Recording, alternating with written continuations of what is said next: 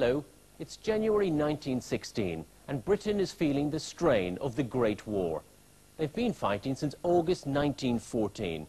It's been a long haul with enormous casualties. Almost every family has lost someone close and there's still no victory in sight. Up to now, men have volunteered to fight, but the army's running out of soldiers. They want at least 1 million more men, but they can't get them. The problem is, a lot of young unmarried men don't want to volunteer. Well, can you blame them? But the married men say they won't fight until the unmarried men do. To solve the problem, the Prime Minister's brought in a new law called the Military Service Act. It means that for the first time in British history, men will be conscripted into the army.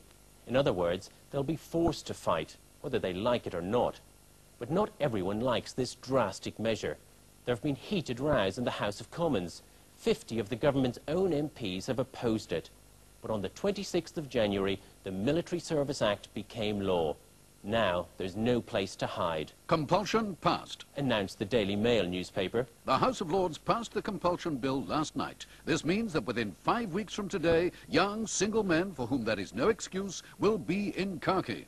Khaki, by the way, is the colour of the army uniforms. Outside Parliament there were cheers for compulsion.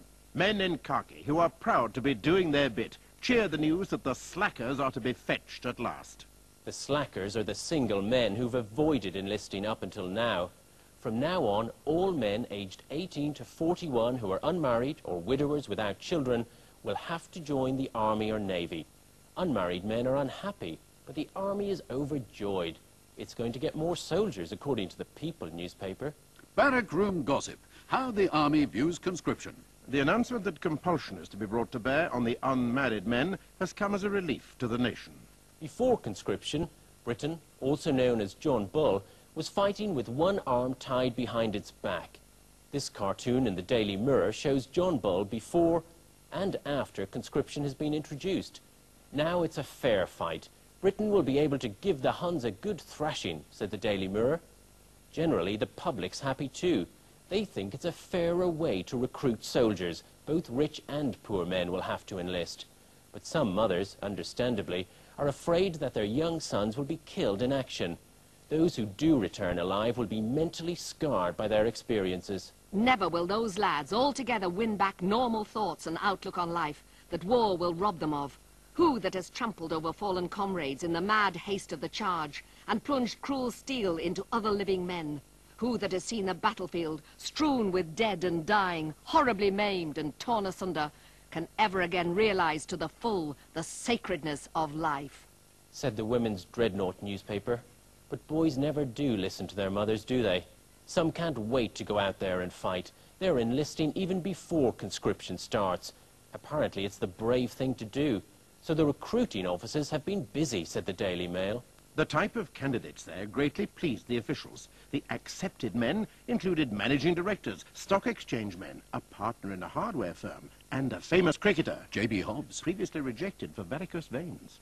Varicose veins can be very painful.